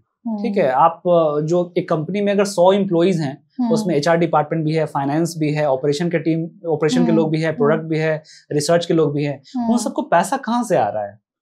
जाहिर सी बात है सेल्स टीम से आ रहा है। यानी कि अगर हमारा तराजू है तो एक तराजू में सारे खर्चे 25 प्रकार के हैं। आप घर को भी चलाते हैं, घर में 25 तरह के खर्चे हैं, रेंट है, बिजली है, ये है, वो है, बच्चे का स्कूल है, उसका ये है, ड्रेस है, अपना है, फेस्टिवल है, ये है, वो है। खर्चे 25 प्रकार के हैं, लेकिन इनकम 1-2 ही प्रकार का होता है। तो इस तराजू को बैलेंस करता है सेल्स। इसलिए सेल्स भाई आप समझिए कि जिस पे पूरा टिका हुआ है कोई चीज, तो उससे भागेंगे कि उसको बचाएंगे? ये बताइए आप। उसको बचाएंगे, प्रोडक्ट करेंगे, उसको समझेंगे, उसको और स्ट्रॉन्ग करेंगे, ये कोशिश करेंगे कि भाई मेरे आने का भी कई स्रोत हो जाए। जैसे कि मान लीजिए कि आपने कोई घर बना दिया, वहां पे अब रेंट भी आ गया तो रेंट भी आ रहा है। आप वीडियोस बना रही हैं तो पैसिव इनकम भी सोच रहे हैं कि चैनल मोनेटाइज हो जाएगा, वहां से भी कुछ पैसे आने लगेंगे। कल हो कि आप एक ऑथर बन गए, बुक लिख दिया तो बुक बिक रहा है तो वहां से पैसे आने लगेंगे। तो आज के टाइम में कहते हैं कि you have to have multiple source of income. आपको अपने कई आय के स्रोत बनाने होते हैं, तो उसको भी इंश्योर करना, उसको मजबूत करना है। तो सेल से भागेंगे तो कभी स्रोत तो नहीं बन सकता है। बिल्कुल, आपको स्रोत बनाना है तो उसको समझना है और मल्टीपल चीजें क्रिएट करनी है, ताकि वहां से आने का दरवाजा खुल सके। जाने का दरवाजा तो फिक्स है, क्योंकि हम अगर हैं, सांस ले रहे हैं, एसी का हवा खा रहे हैं, तो पैसा लग रहा है। अब सोचना है कि आएगा कैसे। तो आने को ही तो सेल्स कहते हैं ना। आने का मतलब क्या, कुछ ना कुछ तो देना पड़ेगा। कैसे आएगा? बिल्कुल, कैसे आएगा? कोई चीज कैसे आता है? जब हम कुछ देते हैं। There is a cost of everything. हर चीज का एक कॉस्ट होता है। या तो आप समय दीजिए, या तो अपना हुनर बेचिए, या तो अपना टाइम दीजिए, कुछ तो देना होगा ना। तो आप देंगे और उस स्किल्स बेचेंगे आप। राइट, ग्राफिक डिजाइनर है भाई, बहुत अच्छा पोस्टर डिजाइन करता है, तो स्किल देता है। अरिजीत सिंह को देखिए, अरिजीत सिंह 1 घंटा 2 घंटा का शो परफॉर्म करने का करोड़ों रुपए चार्ज करते हैं जी। तो अपना कला है, उसने कला को विकसित किया है। मैं ट्रेनिंग इंडस्ट्री में हूँ, सेल्स ट्रेनिंग देता हूँ, कई जगह जाता हूँ, कंपनीज मुझे पे करती है, तो मैंने इस चीज पे 7 8 10 साल मेहनत किया, तो आज मैं उस चीज का वो कर रहा हूँ। बिल्कुल, अपने आप को पॉलिश किया है, अपने आप को पॉलिश किया और कर रहे हैं। बिल्कुल, बहुत कम है। इस खेल में ये भी है कि जितना आप सीखोगे उतना ही लगेगा कि उतना ही कम है, उतना ही सीखने के लिए बहुत सारा चीज है। हर दिन सीखने का दिन है, हर चीज सीखने के लिए है। सर इसी से मेरा जुड़ा हुआ सवाल है कि जो बिजनेसमैन है, ओके, वो ऐसा क्या करें कि मतलब पहला स्टेप क्या लें? जैसे नए नए, मान लीजिए मैं ही अपना कोई बिजनेस कर रही हूँ, ओके, तो वो पहला स्टेप ऐसा क्या लें सोच समझ के जिससे उनको फायदा हो, 10 टाइम्स वो ग्रो करें? देखिए, आप बिजनेसमैन हैं, आप कोई भी चीज करना चाहते हैं या फिर कर चुके हैं, मैं सबके लिए बताऊंगा, सबसे पहले चीज जो होनी चाहिए वो मार्केट रिसर्च होती है। कि आप मार्केट को टेस्ट कीजिए, अपने मार्केट में जाके निकल के आप समझने की कोशिश कीजिए कि मेरे कस्टमर कौन है और उनको सही में किस चीज की नीड है। लोग क्या करते हैं ना गलती की, वो मार्केट रिसर्च नहीं करते, वो पूछते नहीं, लोगों से बात नहीं करते, और वो अपना उनका मन कहता है तो बस कर दिया। क्यों शुरू किया भाई? तो मेरा मन कर रहा था तो मैंने कर दिया। हम लोग मन के गुलाम हैं। एक्चुअली हम लोग कहते हैं कि हम मन के राजा हैं, लेकिन एक्चुअली हम लोग मन के गुलाम हैं। हमें मन जो कहता है हम वो करते हैं, तो हम मन के गुलाम हुए ना। हम जो कहें वो, हम जो चाहें, अगर मन वो करे तब तो हम मन के राजा हुए, लेकिन एक्चुअली में हम मन के गुलाम हैं। हम अपने मन से कोई चीज करते हैं, मन से नहीं करना है, बुद्धि का भी इस्तेमाल करना है भाई। मार्केट रिसर्च कीजिए, कोई भी चीज लॉन्च करने जा रहे हैं, कितने लोग खरीदेंगे, पैसा कहाँ से आएगा, पैसा कैसे जाएगा, हम बैलेंस कैसे बनाएंगे, 6 महीना तक नहीं चला तो उसका बैकअप प्लान क्या होगा, कुछ और सोर्स है क्या। तो इन सब चीजों को प्लानिंग कीजिए। प्लान करने के बाद एक चीज होती है स्ट्रैटेजी। लोग स्ट्रैटेजी नहीं बनाते, लोग क्या करते हैं कि दूसरे को कॉपी करते हैं। अच्छा वो ऐसे किया था तो मेरा भी चल जाएगा, उसको देख करके ये कर देते हैं। भाई नहीं ऐसा होता है ना, हर आदमी बराबर नहीं होती, डिफरेंट होती है। हाँ, बिल्कुल। और हर आदमी का अपना एक यूनिक चीज है। हर आदमी का बिजनेस का एरिया अलग है, लोकेशन अलग है, उसके कस्टमर अलग है, उसका प्रोडक्ट अलग है, डीलिंग अलग है। तो आपको स्ट्रैटेजी बनानी होगी ना, अपनी खुद की स्ट्रैटेजी बनानी होगी, और फिर उसके बाद खुद पे विश्वास भी करना होगा।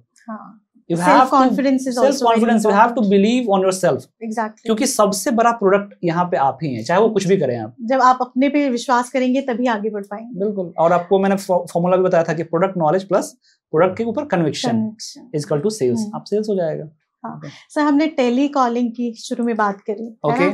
तो जो टेली सेल्स होती हैं, हमें भी कॉल्स आते हैं, आपको भी कॉल्स आते हैं, तो हमें जैसे हम अपना ही करें, हम कस्टमर करके कर रहे हैं कि वो हमें करते हैं कॉल, हम उनको बेचारों को रिजेक्ट करके रख देते हैं। तो आपके हिसाब से क्या स्ट्रैटेजी होनी चाहिए टेली सेल्स की जो वो अच्छे से बेचारे परफॉर्म कर पाए? ये बहुत अच्छा क्वेश्चन पूछा, क्योंकि जो भी ऐसे लोग हैं जो टेली कॉलर का जॉब कर रहे हैं, यानी फोन पे कोई चीज बेचना चाह रहे हैं, टेली सेल्स में है, तो टेली सेल्स को भी मैं ट्रेनिंग देता हूँ और बहुत सारी कंपनी में जा चुका हूं मैं। तो वहां पे क्या होता है, सबसे पहला चीज वहां भी माइंडसेट की मैं बात करूंगा कि आप उस जॉब को पहले तो खराब ना समझें। It is the one of the best job to start a job. Job करने के लिए सबसे अच्छा जॉब हो सकता है टेली कॉलर का जॉब। क्यों? क्योंकि कोई ऐसा जॉब जहां पे आपको नए लोगों से बात करने का मौका मिल रहा है, एक्सप्लोर करने का आपको एक्सपोजर मिल रहा है, वो खराब कैसे हो सकता है भाई? हर तरह के लोगों से लोगों से इंटरेक्ट करने का मौका मिल रहा है। तो टेली कॉलिंग जॉब में जब जाएं तो पहले माइंडसेट को सही रखें कि भले ये जीवन भर काम नहीं करेंगे, लेकिन अगर 6 महीना भी करेंगे ना भाई, तो हम इसको डेडिकेशन के साथ करेंगे और ऐसा करेंगे कि भाई मेरा मतलब कि अफसोस ना रहे। आदमी क्या करता है कि आधे मन से कोई काम करता है, वो कोई प्रोडक्ट बनाएगा आधे मन से बनाएगा, वो खाना खाएगा तो खाना खाते खाते मोबाइल देखेगा, वो मूवी देखने जाएगा तो फिर वहां पे गप्पे मारेगा। मैं कहता हूं कि जो करना है आप उसको पूरे मन से करें। इंग्लिश में बड़ा अच्छा कोट भी है कि if you want to do great things, do a small things in a great way. अगर आप बड़ी चीजें अच्छे से करना चाहते हैं तो पहले छोटी चीजों को अच्छे से करना सीखिए, ठीक है? तो आपको जो भी आपने बोला टेली सेल्स में, वहां पे कमी इसलिए होती है क्योंकि उसको लोग उसमें पर्सनालिटी देखिए, पर्सनालिटी डेवलपमेंट का कितना अच्छा एक्सपोजर है वहां पे। आप इंग्लिश सीखो, आप बात करो, ऑब्जेक्शन करो, आपका बहुत सारी चीजें वहां पे इंप्रूव हो सकती है वहां पे। तो सही है। तो आपने बताया कि आप कॉर्पोरेट्स में जाके ट्रेनिंग देते हैं, आप फिर बिजनेसमैन के साथ भी डीलिंग करते होंगे उनकी स्ट्रैटेजीज बनाने में? एग्जैक्टली, बिजनेस कोच मैं हूँ और ज्यादातर मैं उनका बिजनेस में प्रॉब्लम्स कहाँ पे आ रहा है वो चीज मैं पता लगा के उनको बताता हूँ। क्योंकि कहते हैं कि बिजनेस कोच कौन होता है, जैसे आदमी का तबीयत खराब होता है तो वो डॉक्टर के पास जाता है, राइट? कुछ भी आपका होगा, भगवान न करे, ईश्वर न करे, अल्लाह न करे, कि लेकिन कुछ भी होता है तो कहाँ जाएंगे? डॉक्टर के पास। उसी तरह से बिजनेस का तबीयत खराब होता है तो वो बिजनेस कोच के पास जाता है। बिजनेस का तबीयत खराब होने का मतलब कि या तो उसका बिजनेस सिकुड़ रहा है या उसका बिजनेस का ग्रोथ रुक गया है, उसका सेल्स नहीं बढ़ रहा है या फिर प्रॉफिट नहीं हो रहा है। तो सबसे पहले चीजें एनालिसिस ही है। जैसे डॉक्टर के पास जाता है तो आपको दवाई नहीं लिखेगा ना, पहले क्या लिखेगा? डायग्नोज करेगा, टेस्ट लिखेगा, आपको MRI, CT स्कैन, एक्सरे, कुछ भी करेगा, अल्ट्रासाउंड करेगा, कुछ भी करेगा, ताकि पहले बीमारी पता लग सके। बिल्कुल। कहते हैं कि बीमारी का पता लगना यानी कि आधा प्रॉब्लम सॉल्व हो गया, 50% सॉल्यूशन इज रूट कॉज पता चल जाए। ठीक है, तो बिजनेस एनालिसिस हम करते हैं, बिजनेस डायग्नोसिस करते हैं, तो उसको पता चल जाता है कि भाई प्रॉब्लम है कहाँ पे। क्या मेरा सेल्स टीम में कोई कमी है, या मेरे प्रोडक्ट में कोई कमी है, या मेरे सर्विस में कोई कमी है, कमी कहाँ पे है। तो सर जब आप बिजनेस जैसे आप बता रहे हैं स्ट्रैटेजीज बनाते हैं बिजनेसमैन के साथ, तो उनको कन्विंस करना आसान होता है, उनके माइंडसेट को चेंज करना, मतलब कि एक उनका माइंडसेट है कि नहीं मैंने तो बढ़िया ही किया था, तो जब आप वो बताते हैं तो क्या वो एक्सेप्ट कर पाते हैं? देखिए यहाँ पे भी अगेन थॉट प्रोसेस है कि अगर आप बहुत ज्यादा कोई चीज को कन्विंस करने की कोशिश करेंगे तो कन्विंस नहीं होगा ना। वो कन्विंस करना ही क्यों है, आप तो उसको दिखा दीजिए ना कि भाई ऐसा है इसलिए ऐसा हो रहा है। देखिए जब आपका एक्सरे आता है और एक्सरे में वो हड्डी चाहे कोई भी चीज किसी का टूटा हुआ है, तो डॉक्टर कन्विंस थोड़ी ना करता है कि भाई मैं बोल रहा हूं ना ये टूटा हुआ है, नहीं, तो दिख रहा है, वो दिखाता है, वो दिखा देता है सीधा। तो आपको तुम्हारे ब्लड रिपोर्ट, एक्सरे तो दिखा देता है कि भाई ये कमी है, तो आपको ये तो देखिए टीवी हो रखा है, आपको ये देखिए आपको जॉन्डिस हो गया है। मैं नहीं कह रहा, रिपोर्ट्स कह रही हैं आप। लोग कन्विंस के चक्कर में क्यों फंसते हैं? क्योंकि कन्विंस तो करना पड़ेगा, नो डाउट कि आपको कन्विंस तो कहीं ना कहीं करना है, लेकिन क्या है कि आपने डायग्नोसिस अगर सही से किया है और उसको आपने रियलाइज करवा दिया, देखो भाई जैसे कि मान लो सेल्स नहीं हो रहा है, आपके पास टीम है, सेल्स नहीं हो रहा है, बोला कि नहीं सर हमने सब कुछ अच्छा किया है, हमने सब कुछ अच्छा किया है, तो उसके सेल्समैन को बुला के अगर आपने पूछा कि सर बताओ सेल्स क्यों नहीं कर पा रहे हो, वो बोलता है कि सर हमें तो लीड ही नहीं मिलता, हमें तो नंबर ही नहीं मिलता। तो ऐसा थोड़ी ना बोलेगा वो कि नहीं सर ये गलत बोल रहा है। अगर गलत बोल रहा है तो उसके पास डाटा होगा ना कि सर हमें दिन भर में 20 लीड मिलता है, हम क्या करेंगे। तो कहीं ना कहीं पता चल गया कि मार्केटिंग में दिक्कत है। अब वो थोड़ी ना हमको कन्विंस करना पड़ेगा कि भाई आपका सर मार्केटिंग में दिक्कत है, वो तो दिख ही रहा है। हमें as a business coach, as a business analysis जब आप मेरे साथ बैठोगे कभी, तो मैं आपको बकायदा दिखा दूंगा कि कहाँ पे फॉल्ट है, क्योंकि जो दिख जाता है तो समझिए कि आप बिक जाएंगे। अगर दिख गया तो बिक गया आदमी, बस समझ गया ना। Sir on a lighter note आप मुझे बताइए कि आप सेल्स की बात कर रहे हैं, है ना, अब 1 घंटा ही लगभग हो गया, हम एक सेल्स की बात कर रहे हैं। आपने कितनी सेल्स की हैं अब तक? मैं लगभग 7 साल से सेल्स इंडस्ट्री में हूँ। और सेल्स इंडस्ट्री में कहने का मतलब कि 2-3 साल पहले मैंने अपनी किताब लिखी, ठीक है। अच्छा। हाँ, तो मैं ये किताब one of the best seller भी है, अमेजन, फ्लिपकार्ट सब जगह बिकता है, और मोर देन 1000 कॉपीज इसकी बिक चुकी है। ये थॉट के ऊपर ही है। अच्छा। इसलिए मेरा आप ज्यादातर आंसर में आप पाओगे कि मैं थॉट पे ज्यादा बात करता हूँ, क्योंकि मैंने इसका टाइटल भी अगर आप देखोगे तो लिखा हुआ है बदलाव सोच में, बदलाव जीवन में। अगर आप थॉट को चेंज करोगे ना तो अपने आप आपका लाइफ में चेंजेस आना स्टार्ट होगा। तो ये चीज है। दूसरा चीज सारा गेम माइंडसेट का है। इसके अलावा मैं वन ऑफ द टफेस्ट चीज बेचता हूँ, ट्रेनिंग बेचना अपने आप में टफेस्ट चीज है, क्योंकि प्रोडक्ट बेचने पे तो आदमी पैसा दे भी देता है। किसी को आप ये बोलो कि सर हम आपके कंपनी में आएंगे और 2 घंटा आपके लोगों को ट्रेन करेंगे और आपको 50,000 रुपया देना है, तो आप सोचो इसको बेचना कितना टफ है आपके हिसाब से। लेकिन बहुत आसान है, नहीं चाहिए। और लोग कौन चाहता है ट्रेनिंग देना? कोई सीखने, इंडिया जो है अभी सीखने के फेज में नहीं है, वो नहीं चाहता कि हम सीखें, उसको रिजल्ट चाहिए, पैसा भी ना खर्च करना पड़े। तो मैं तो वो इतना मुश्किल चीज बेचता हूँ ना, इसलिए मुझे सेलिंग अच्छा लगता है कि भाई मेरे को तो सेल्स करना ही पड़ेगा ना। और मैं उसको, अब जो कस्टमर, जो कंपनी मेरे से ट्रेनिंग खरीद लेती है, उसके लोगों को भी मैं यकीन दिला देता हूँ, भाई देखो मैं तो ट्रेनिंग बेच के आया हूँ, तो जब मैं ये कर सकता हूँ तो तुम क्यों नहीं कर सकते? मैं ऐसी चीजें बेच रहा हूँ ना जो दिखता है ना उसको छू सकते हो। बिल्कुल। तो it's a very easy thing ना कि आप ट्रेनिंग, मैं क्या ही बोलूँ, कैमरा पे मैंने बहुत अच्छे प्रोग्राम्स किए हैं। मुझे एक दिन के 3-3 घंटे के लगभग 30,000, 35,000, 40,000 तक मैंने चार्ज किया हुआ है, और ये मल्टीप्लाई हो रहा है, ये बढ़ते ही जाएगा।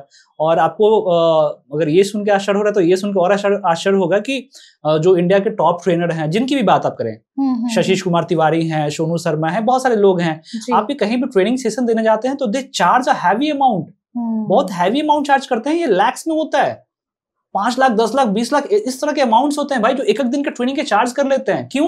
क्योंकि ऐसा नहीं है कि चार्ज कर रहे हैं।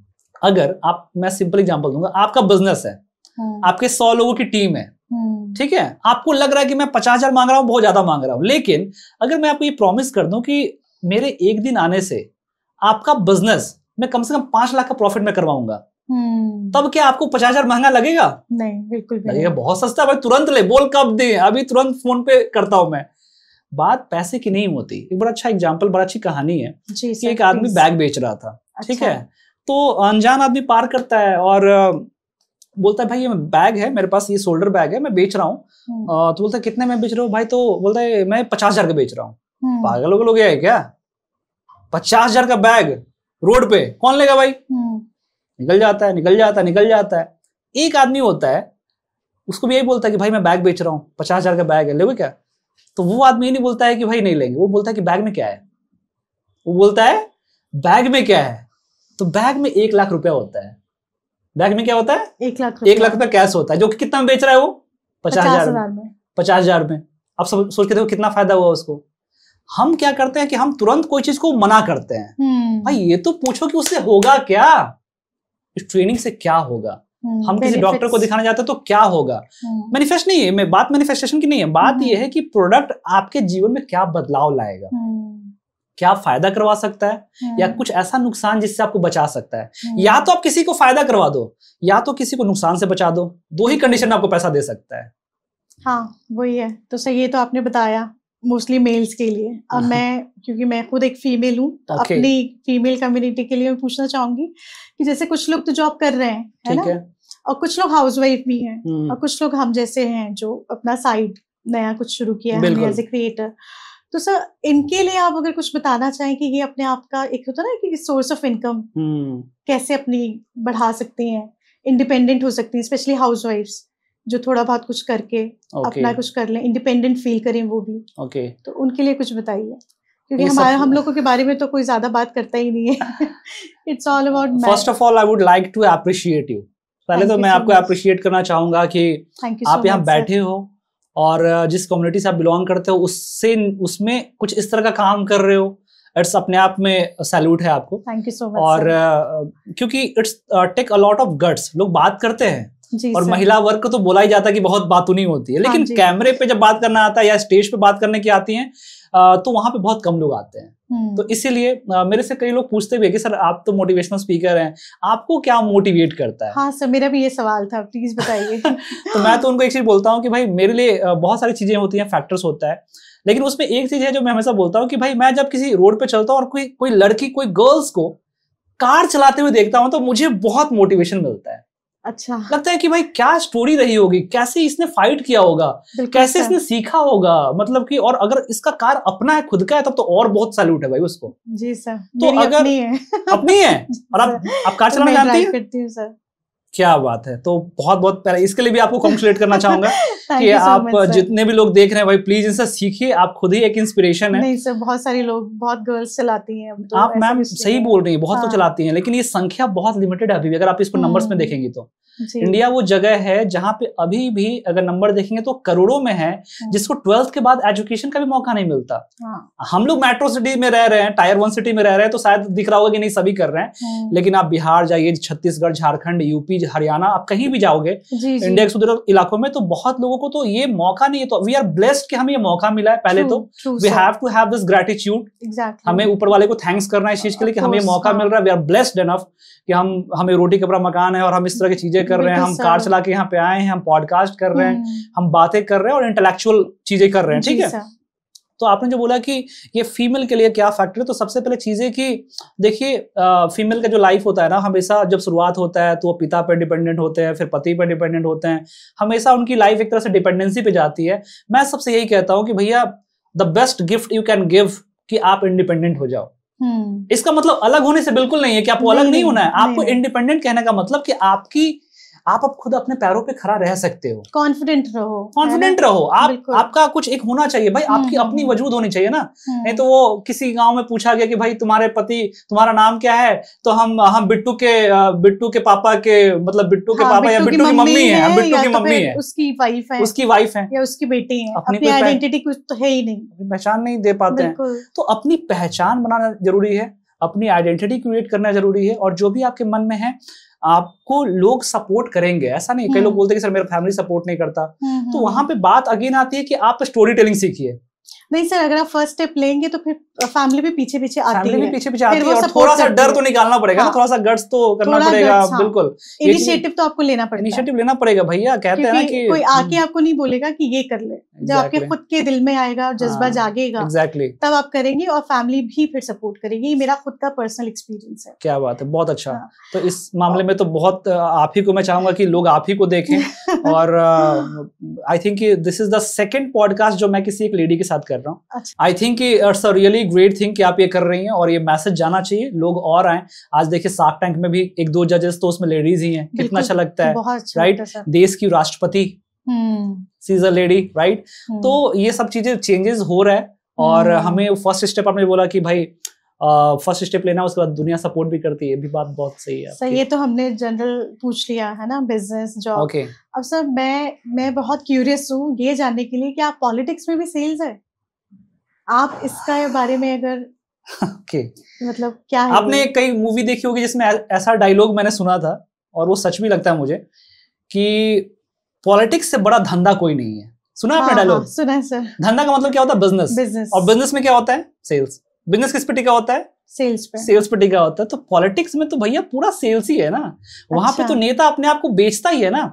जैसे आपने बोला कि अगर आप कुछ चीज बेचते हैं तो या तो टाइम मांगेंगे या पैसा मांगेंगे। वहां पे क्या मांगता है आदमी? वोट। अगर किसी से कोई चीज मांग रहे हो तो कुछ तो देना पड़ेगा। तो अगर आप दे रहे हो तो बिजनेस है ना, वहां पे कन्विंस करते हो आप वहां पे। तो पॉलिटिक्स में गेम बिजनेस का है, वहां पे पर्सनालिटी है, वहां पे कम्युनिकेशन है, वहां पे भी सारी चीजें हैं।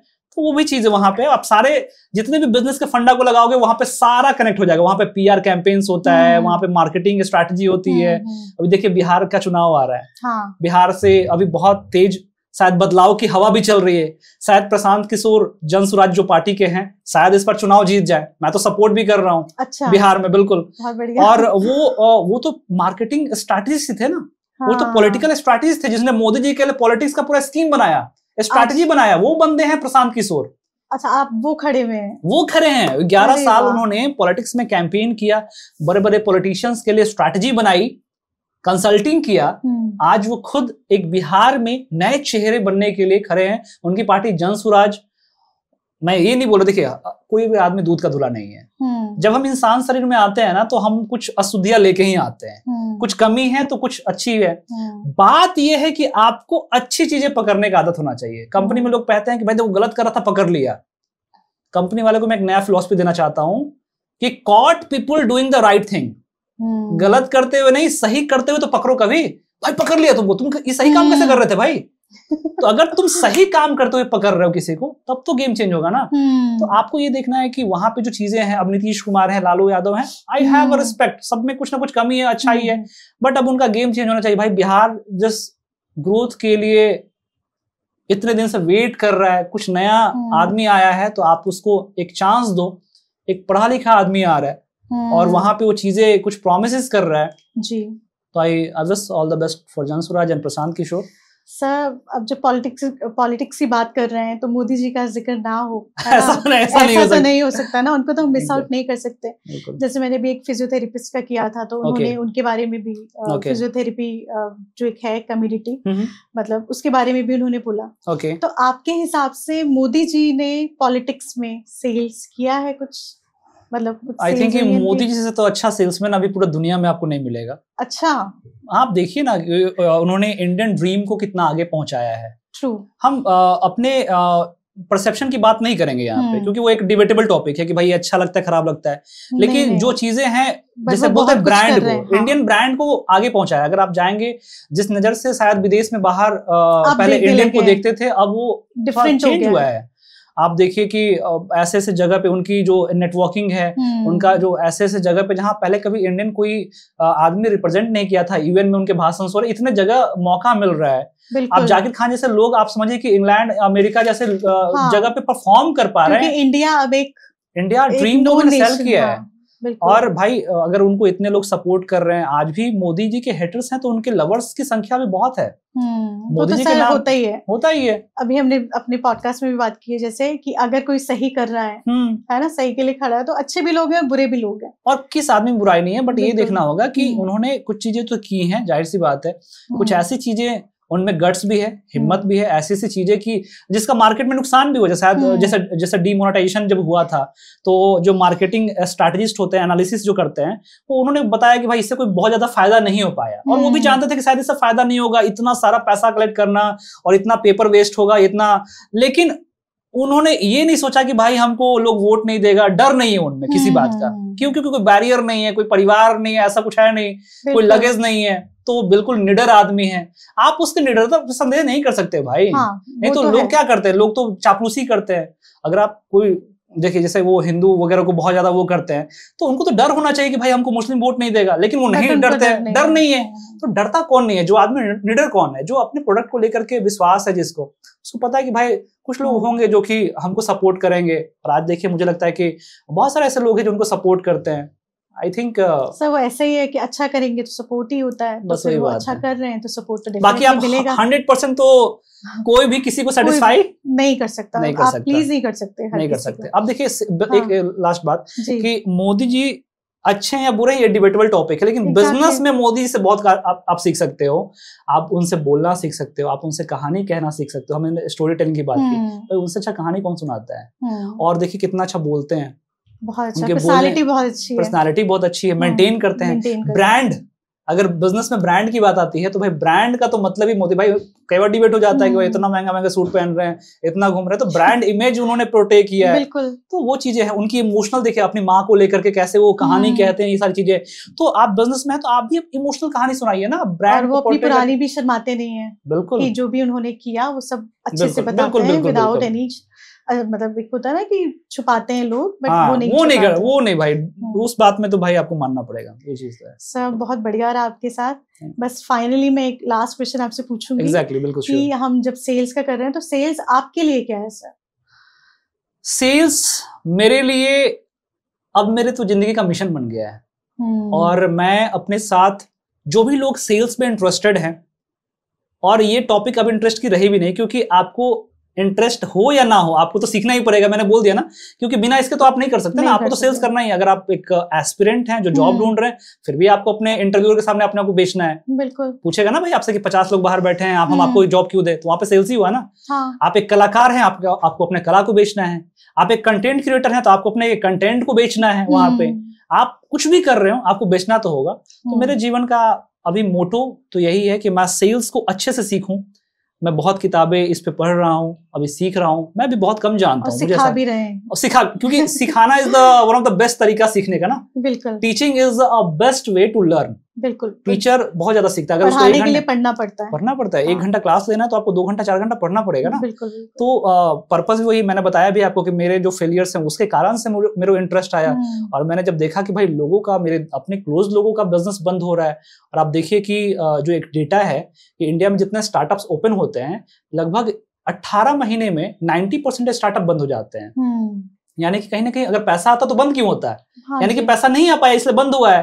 तो उसके प्रॉब्लम को सॉल्व कर पाए, वैसा चीजों को आप हेल्प कर पाए, तो ये बहुत मेरे लाइफ का मिशन बन गया है। तो मैं सबको इनवाइट भी करता हूँ कि आप आइए, सीखिए इसमें जो भी चीजें। अगर आप कंपनी से हैं तो आप अपने एक बार बात करिए, ठीक है? तो ये चीजें हैं मेरे लिए सेल्स।